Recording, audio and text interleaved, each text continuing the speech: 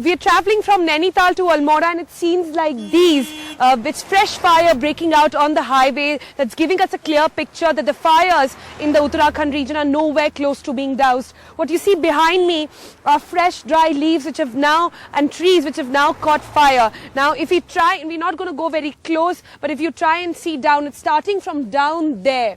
That's the source of the fire, and because of the movement of the winds now, it's moving up. In fact, that's not it. The flames are just catching up, and if the wind goes in the way it's going right now, I'll try and show you. It's going to jump through this road, and you see parts of smokes there, that side of the hill as well, and it's going to keep catching up. Remember, these are small pockets like these throughout the highway, which is catching fire, nowhere close to being doused. Remember, the Air Force and the NDRF has been doing sorties all morning through these hills, and they try to locate these places and douse it wherever possible, but clearly it's not over just yet, and it comes up in random places, so it's getting difficult for authorities also at this point to try and douse the fire. But clearly, if I would like to leave you with these visuals now, where the source of the fire is down there, very close, not close to where the habitat is. There's no village in here, so one wonders if this really is man-made, or is this a natural process in which they have caught fire. But clearly